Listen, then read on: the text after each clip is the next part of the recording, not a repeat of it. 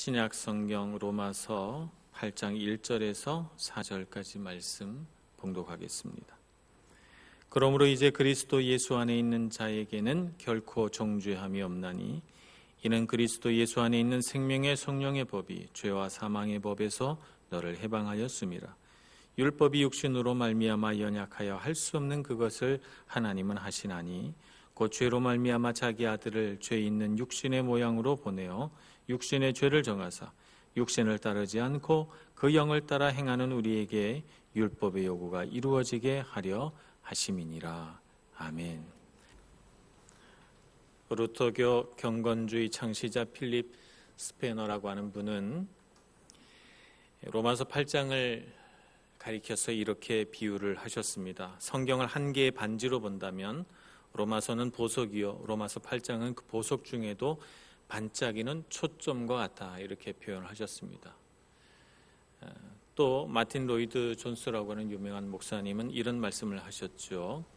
성경 전체를 통해서 흐르던 여러 갈래의 강물이 로마서 8장에서 하나의 생명수 강을 이루어서 하나님의 어린 양 보좌 앞에 깔린 수정처럼 맑게 흐르고 있다, 이렇게 표현하셨습니다.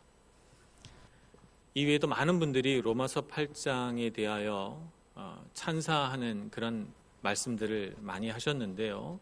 그 이유는 무엇일까요? 로마서 8장의 복음의 진리들이 다 한데 요약이 돼서 아름답게 표현되어 있기 때문이고, 이 은혜로운 말씀에 생명과 진리가 충만하기 때문에 그럴 것입니다. 저도 개인적으로 하나님을 인격적으로 만난 후에 마태복음에서부터 쭉 성경을 읽어가다가 로마서 8장에 이르러서 큰 감동을 받고 제 마음속에 하나님께서 나를 사랑하시는구나 라고 하는 생각이 단순히 제 마음속의 생각으로 뿐만 아니라 문자로 저에게 확인이 돼서 제가 이 말씀을 굳게 붙들고 20대 초반부터 신학을 결심하기로 하는 순간까지 이 말씀을 붙들고 살았던 기억을 갖고 있습니다. 저에게 있어서도 로마서 8장은 정말 제 인생에서 빠뜨릴 수 없는 귀한 하나님의 말씀이라고 할 수가 있습니다. 그래서 우리가 이 로마서 8장을 이제 39절까지 쭉 묵상해 가면서 이 은혜의 말씀이 한 절 한 절 우리 마음속에 깊이 되새기게 되기를 소망하는 것입니다. 로마서 8장은 어떤 때 읽으면 좋은가? 로마서 8장은 하나님의 사랑이 자꾸 의심이 될 때, 우리의 마음이 흔들려서 하나님의 말씀이 굳게 서지 못할 때, 또 우리의 소망이 흐려져서 소망을 자꾸 잃어버리게 될 때, 마음속에 답답하고 우울할 때, 고독하고 나 혼자 있다고 느껴질 때, 마음이 정욕으로 인하여서 쓰나미가 몰려와서 내 마음이 정욕으로 인하여 쓰러지려고 할 때, 기도의 응답이 빨리 오지 않아서 지치고 답답할 때, 기도가 내 입술에서 터져나오지 못할 때, 이럴 때 로마서 8장은 우리에게 말할 수 없는 기쁨을 주고 우리 신앙의 여러 가지 문제에 답을 주는 말씀이라고 할 수가 있습니다. 그러니 여러분, 로마서 8장을 외워봅시다. 저하고 같이 따라서 8장 1절서부터 오늘 4절까지 읽었으니까 내년 둘째 주까지 4절 외우시면 됩니다. 저도 개인적으로 기도가 잘 안 될 때는 로마서 8장을 이렇게 외워봅니다. 그러면서 이 말씀 안에 담긴 진리의 말씀에 제 이 말씀을 얼마나 그동안 많이 외웠겠습니까? 수백 번, 수천 번 외웠을 텐데, 그런데도 제 마음이 답답하고 뭔가 눌려 있을 때 이 말씀을 외우면 눈물이 납니다. 감동이 오고. 그러니 여러분, 로마서 8장은 그냥 흔한 평범한 하나님의 말씀이 아니고 정말 귀한 말씀이다, 이렇게 생각을 하고 1절서부터 천천히 따라 외워가시면서 하나님의 은혜가 우리 모두에게 다 채워지기를 소망합니다. 로마서 8장은 그러므로라고 하는 접속사로 시작하고 있죠. 우리가 한 2주 전에 로마서 7장을 같이 묵상했습니다만, 로마서 7장의 내용들을 우리가 잠시 떠올린다면 이 그러므로라고 하는 접속사가 다소 어색하게 느껴질 수가 있습니다. 왜냐하면 로마서 7장 13절부터 마지막 25절까지의 내용은 성도가 예수 그리스도를 인하여 구원을 받은 후에 얼마나 비참한 현실을 맛보게 되는가 하는 것을 그려내고 있기 때문입니다. 성화의 과정을 걸어가려고 하나님의 법을 즐거워해서 그것을 날마다 묵상하는데도 내 마음속에 죄의 법이, 육신의 법이 나를 사로잡아서 사망의 법, 죄의 법으로 나를 사로잡아가는 것을 보기 때문에 내가 원하는 것을 하지 못하고 원치 않는 죄를 행하며 살아가는 자신의 영적인 현실 때문에 탄식하고 괴로워하는 내용들이 로마서 7장에 담겨져 있습니다. 그래서 24절에 오호라 나는 권고한 사람이로다. 이 사망의 몸에서 누가 나를 건져내랴 라고 하는 탄식을 내뱉을 수밖에 없는 그런 괴로운 인생을 살아간다는 것이 로마서 7장입니다. 그렇기 때문에 로마서 8장의 접속사 그러므로 라고 하는 것을 우리가 접속사를 붙여서 이해를 한다면 그 다음에 그러므로 우리는 비참하고 절망이다 이런 내용이 나올 것 같은데, 오히려 그러므로 이제 그리스도 예수 안에 있는 자에게는 결코 정죄함이 없나니라고 말씀하고 있으니, 이 그러므로라고 하는 접속사는 도대체 어느 것과 연결되는 것일까 하는 생각을 하게 됩니다. 로마서 7장 25절 첫 부분, 우리 주 예수 그리스도로 말미암아 하나님께 감사하리로다 와 이어지는 것입니다. 아무리 노력해도, 아무리 내 힘으로 이 죄를 이겨보려고 해도, 하나님의 법대로 율법대로 살아보려고 해도 되지 않는구나 라고 하는 비참한 현실 속에서, 연속된 싸움 속에서 계속해서 패배한 성도가 그리스도 예수 안에서 한 줄기 빛을 발견해서 그 캄캄한 어둠 속에서 그 빛으로 인하여 우리 주 예수 그리스도로 말미암아 하나님께 감사하리로다 찬양하며 그 빛을 따라갔더니, 그러므로 이제 그리스도 예수 안에 있는 자에게는 결코 정죄함이 없다는 놀라운 은혜를 맛보게 되는 것입니다. 우리는 예전에 예수 믿기 전에, 예수님을 인격적으로 만나기 전에 어떻게 우리 인생을 살았습니까? 내가 열심히 노력하며 살았습니다. 내 힘으로 내가 좋은 사람 되보려고 했습니다. 내 힘으로 내 인생 멋지게 살아보려고 했습니다. 그래서 내 스스로의 힘으로 내가 조금 더 완벽한 사람, 조금 더 흠이 없는 사람이 되어보려고 노력했지만 우리는 번번이 실패하고, 잠깐 잘 되는 것 같아도 금세 우리 자신에게 실망해서 남몰래 괴로워하고 때로는 눈물 흘리며 우리의 삶에 그 비참한 절망의 맛을 보았던 것입니다. 자, 이제 예수 그리스도를 믿고 그분 안에서 살아가려고 하면 우리의 삶은 달라져야 할 것입니다. 달라졌을 거라고 믿었습니다. 그런데 우리가 신자가 되고 성도가 돼서 성화의 길을 걸어가겠다 용감히 살아가는 순간 우리는 또 다른 절망에 부딪힙니다.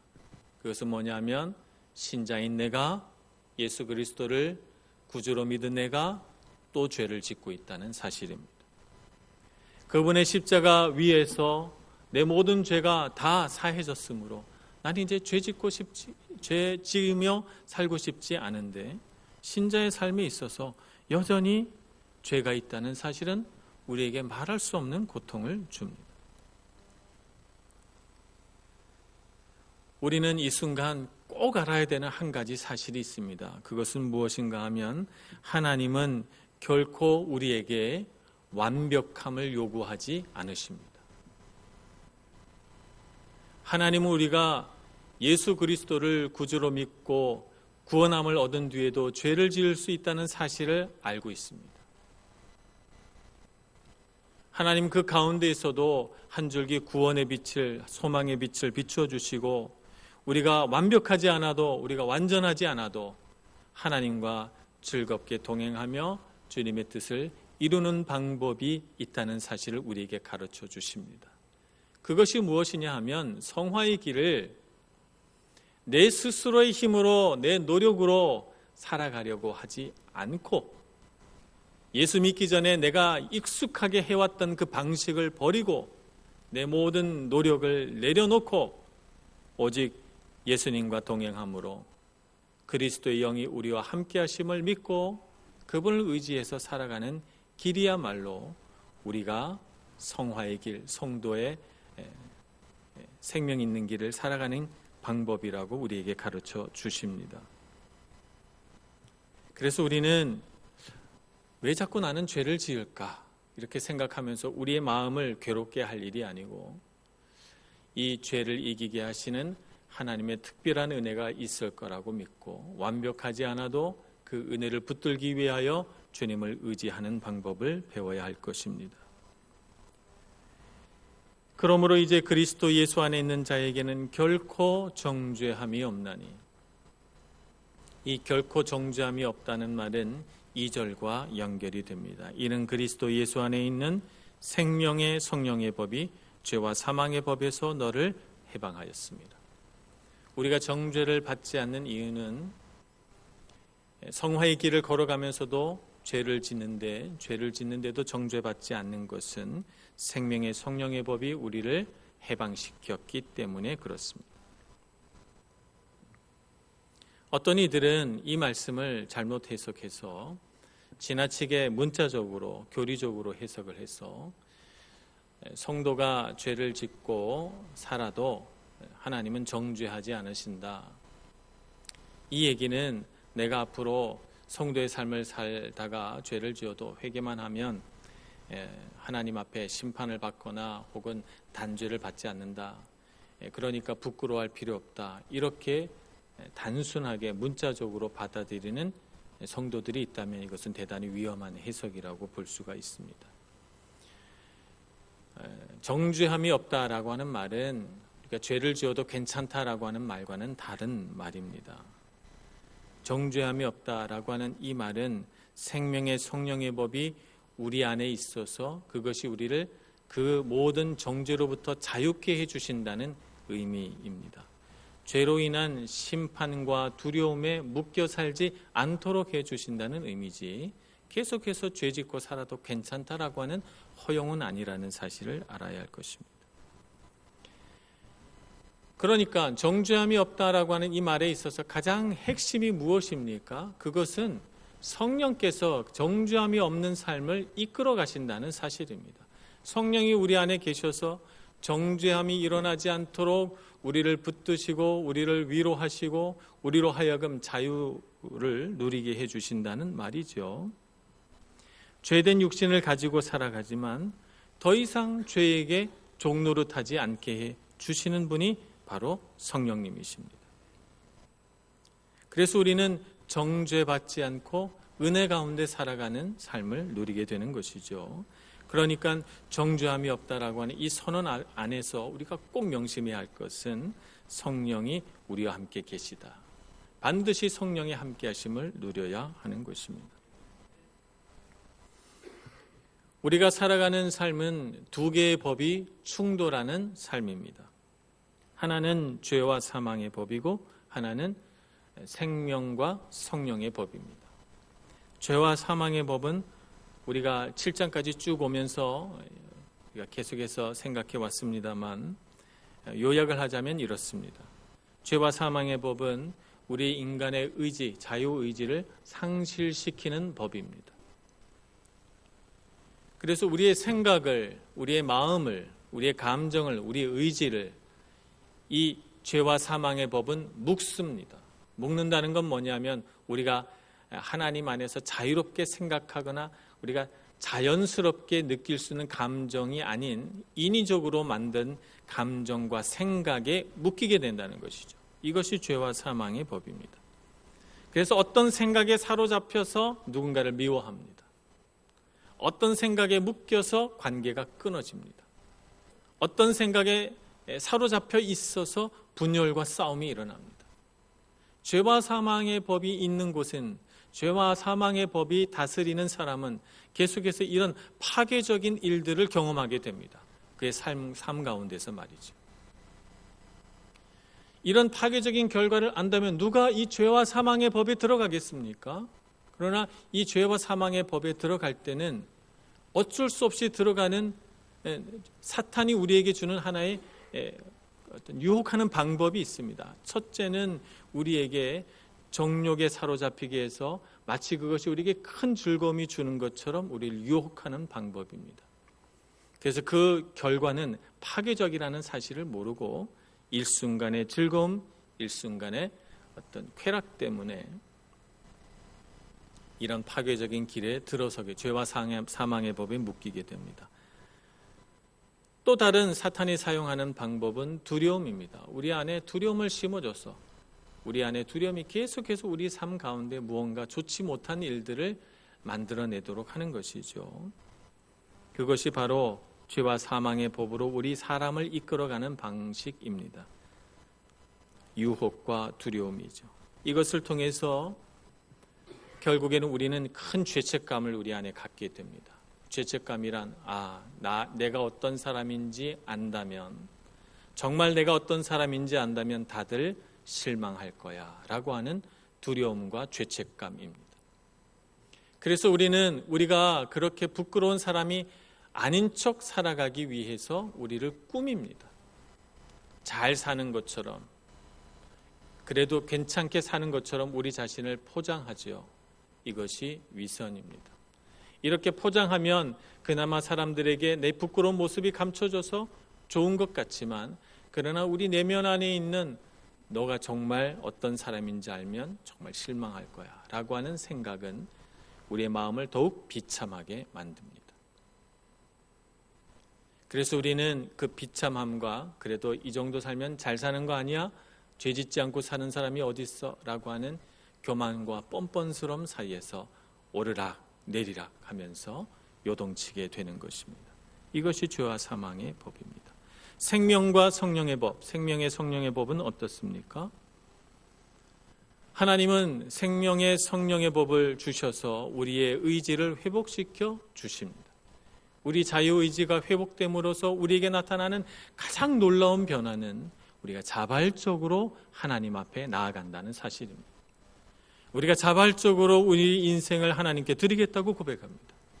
우리가 자발적으로 우리의 물질과 우리의 에너지와 우리의 모든 자원들을 하나님께 드리겠다고 선언합니다.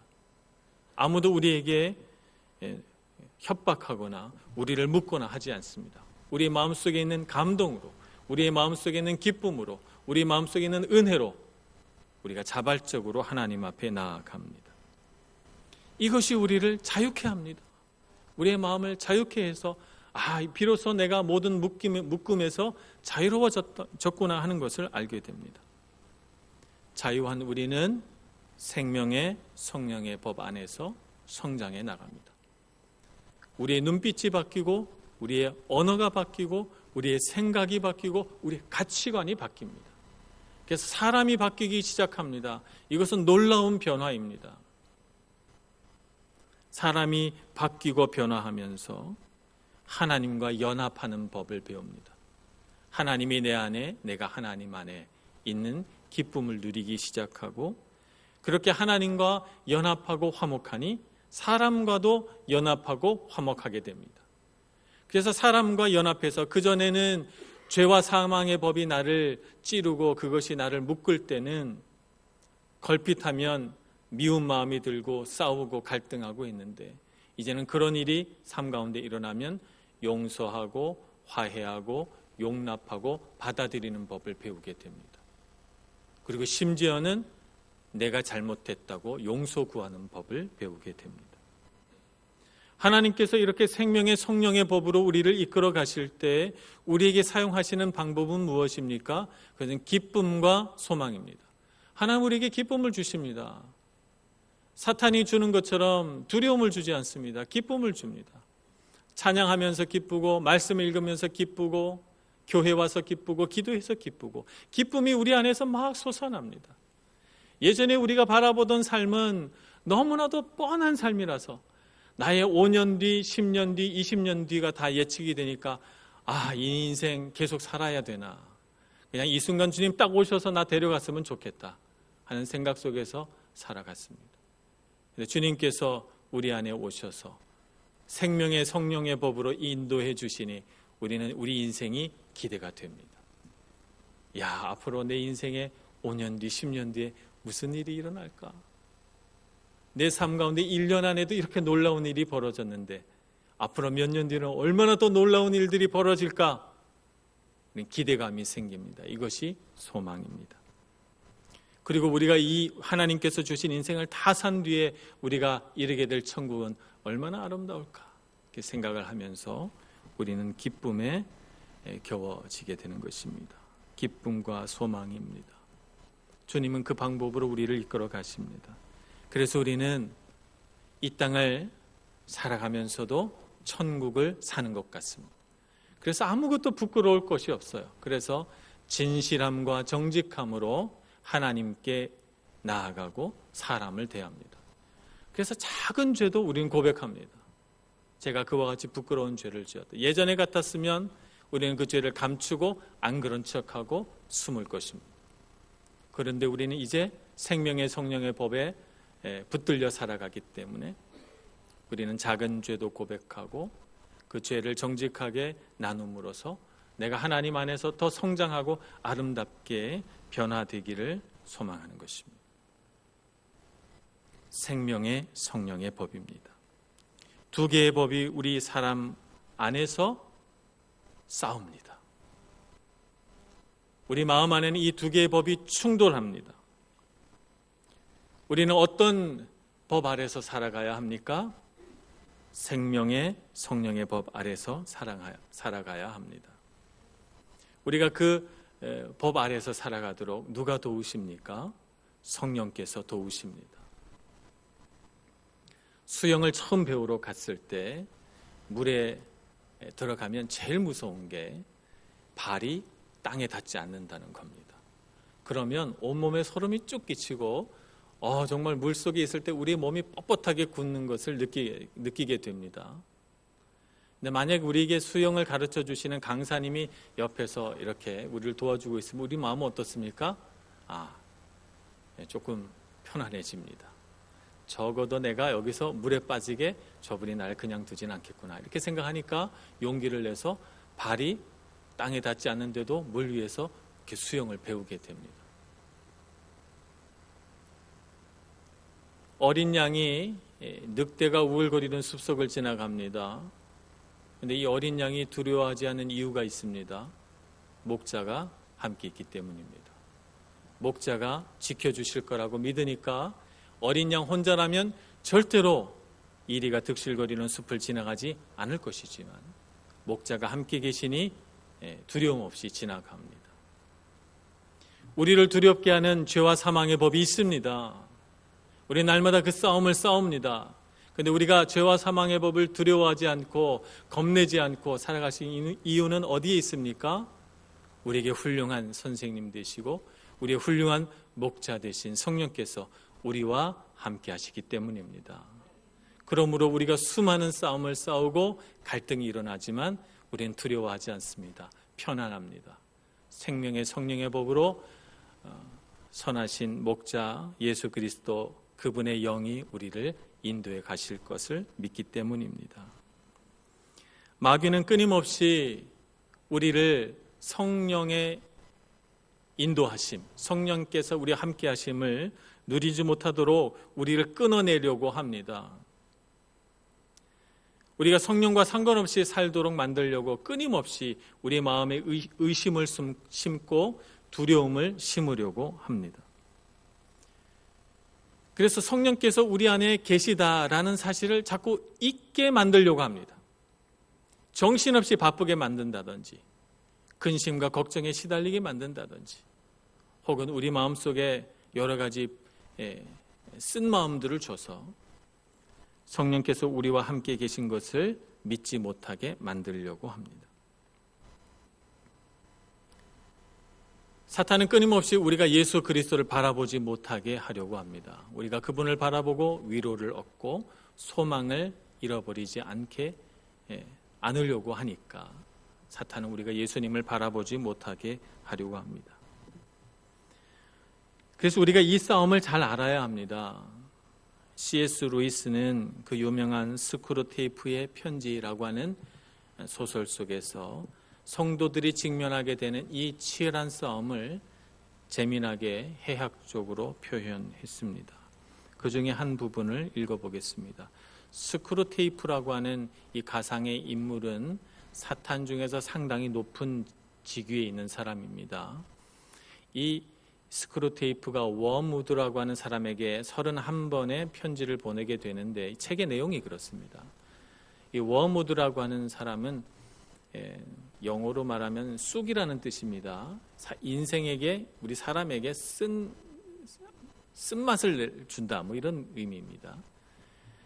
이 워무드라는 친구가 사탄 세계에 새로 들어와서 신참 사탄이 됩니다. 그래서 자신의 조카이기도 한 이 신참 사탄을 교육하는 내용이 이 스크루테이프의 편지입니다. 그 이야기의 한 부분을 읽어보겠습니다. 스크루테이프가 워무드에게 따라서 내 임무는 환자가 현재의 두려움이야말로, 환자라고 하는 것은 우리 성도를 말하는 것입니다. 사탄이 볼 땐 우리가 환자로 보이는 것이죠. 따라서 내 임무는 환자가 현재의 두려움이야말로 우리에게 주어진 십자가라는 생각을 절대 못하게 하는 한편 오로지 자신이 두려워하고 있는 미래의 일들에만 줄창 매달려 있도록 조처하는 거다. 아직 일어나지 않은 그 일들이야말로 제 십자가라고 믿게 만들거라.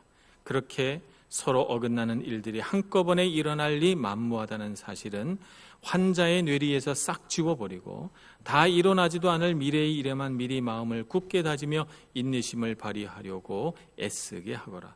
10가지도 넘게 가정해 놓은 서로 다른 운명들을 진짜로 동시에 받아들인다는 건 거의 불가능한 일인데다가 그런 일을 하려고 덤비는 인간들에게는 원수도 큰 도움을 주지 않는다. 원수란, 사탄의 원수가 누굽니까? 하나님이겠죠. 현재 실제로 겪고 있는 고난이라면야 아무리 두렵다 해도 받아들이기가 더 쉬울 뿐 아니라 대개는 원수도 직접 개입해서 도와주지만 말이지 라고 이렇게 했습니다. 성도의 삶에 있어서 미래에 어떤 일이 벌어질까 라고 하는 것은 거의 불필요한 고민에 가깝습니다. 왜냐하면 미래는 하나님 손에 있기 때문이죠. 하나님께서 우리에게 주신 선물은 무엇입니까? 우리가 살아가는 현재입니다.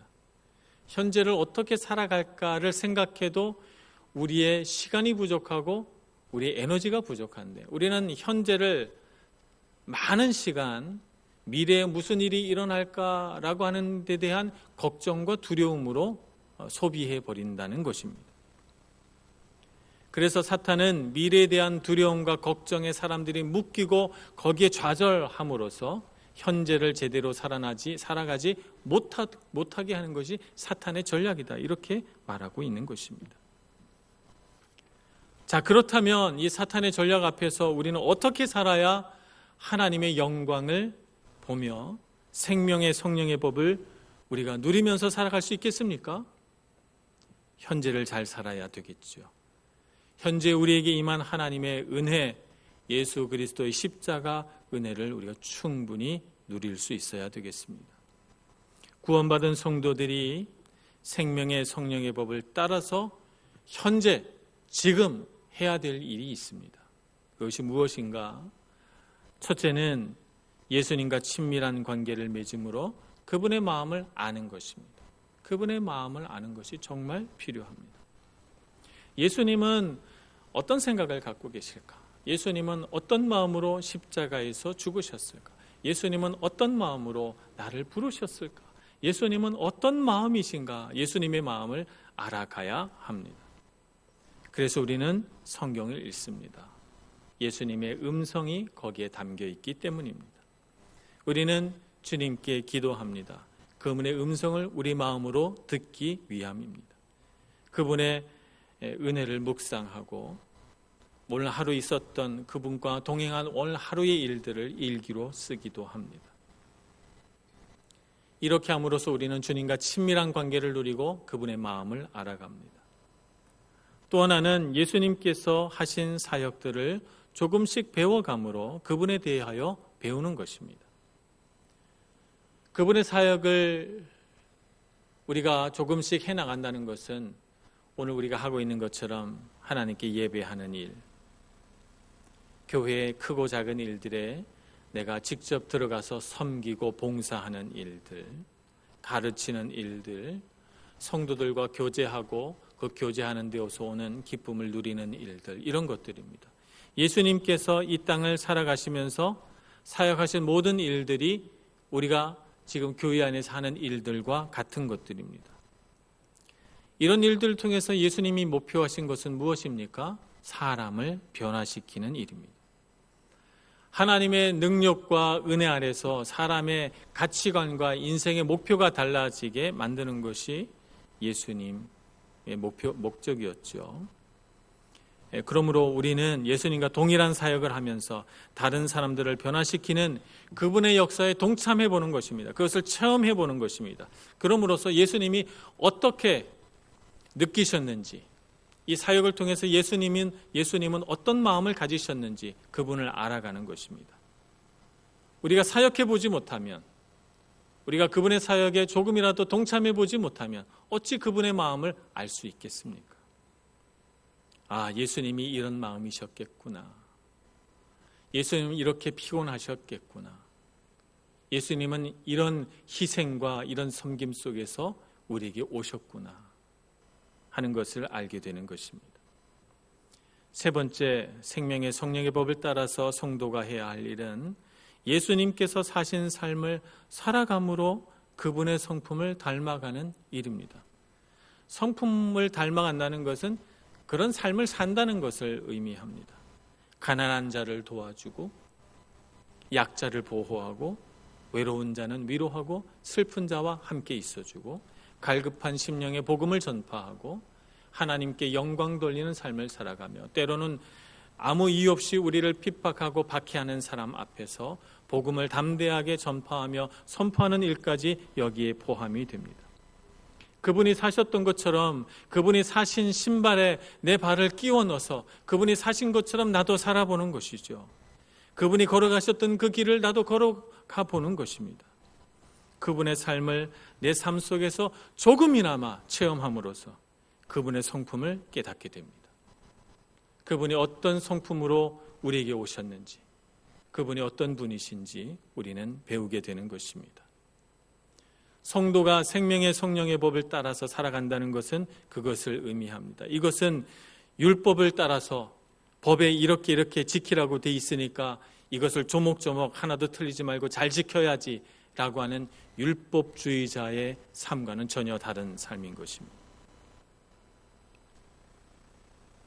지난주에 우리는 성탄 축하 예배를 드렸습니다.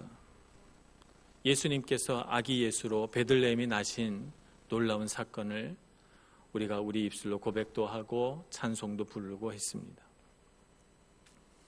베들레헴은 두 단어로 이루어진 히브리어입니다. 하나는 벳, 하나는 레헴입니다. 벳은 집이라는 뜻이고 레헴은 빵이란 뜻입니다. 그러니까 베들레헴은 빵집이란 뜻이죠. 그래서 어느 기도원에 갔더니 식당 이름을 베들레헴이라고 이렇게 지어놨더라고요. 베들레헴에 주님께서 오셨습니다. 베들레헴은 그 근처 골짜기로 물이 흘러서 그 토사가 그 물을 따라 쭉 내려오므로 비옥한 토지가 형성된 곳입니다. 그래서 하여튼 밀을 키우면 밀이 잘 자라난다고 해요. 그래서 넓은 밀밭이 있어서 곡식이 풍부하니까 밀가루로 빵을 해 먹었던 동네인가 봅니다. 그래서 이름이 빵집 베들레헴입니다. 베들레헴에 주님께서 오셨습니다. 주님은 자기 자신을 뭐라고 말씀하셨습니까? 나는 생명의 떡이요. 내 몸을 너희를 위하여 주는 떡이다 라고 선언하시면서 자신의 생명을 우리에게 주셨습니다. 이제 우리는 그리스도를 위한 베들레헴으로 우리 자신을 드려야 합니다. 예전에 우리는 어떻게 살았습니까? 육신의 곡식으로 빵을 만들어 어떻게 하면 내가 배부르게 살까를 생각하며 살았습니다. 우리를 배부르게 못할 것을 알면서도 먹고 또 배고플 그 육신의 떡을 위하여 살아왔지만 이제는 우리가 영적인 베들레헴이 되어서 주님께서 우리 마음에 오심으로 주님께서 우리 마음에 탄생하심으로 거듭나서 영원히 배고프지 않을 영생의 떡을 먹기를 소원합니다. 그래서 주님께서 우리 안에서 아기 예수로 탄생하셔서 자라나서 우리와 함께 성장하고 우리와 함께 자라나서 우리는 그 자라나시는 주님과 함께 그분의 성품을 배우고 그분의 마음을 배우고 그분의 사역을 배우고 그분의 인생을 닮아가기를 소원하는 것입니다. 오늘 우리 모두가 그렇게 되기를 소원합니다. 2018년 한 해를 마치며 오늘이 마지막 주일입니다만 다음 주부터 새로 시작될 2019년 한 해는 주님과 동행하여 생명의 성령의 법이 우리 안에서 일으키는 놀라운 역사들을 정말 말할 수 없이 누리는 한 해가 되기를 소원합니다. 그런 소원하는 마음으로 한 해를 마감하시고 또 새해를 바라보시는 성도 여러분들 되셔서 큰 은혜 받는 2019년 한 해가 열리기를 간절히 소원합니다. 기도하겠습니다. 자비로우신 하나님, 우리 안에 소망을 주셔서 감사합니다. 이 세상을 바라볼 때 소망을 잃어버리고 우리의 마음이 힘들고 좌절했으나 우리를 은혜 가운데로 이끄시고 생명을 다해 우리를 구원하신 예수님으로 인하여 기쁨이 넘치게 해주시니 감사합니다. 주님밖에 없음을 알게 해 주옵소서. 주님만 의지하게 해주시고 성령님만 붙들고 살게 하여 주옵소서. 우리 안에 성령 충만함을 주시고 주님을 떠나서는 단 한순간도 살지 않겠다고 다짐하며 주님과 동행하는 저희들 되게 하여 주옵소서. 예수님의 이름으로 기도합니다. 아멘.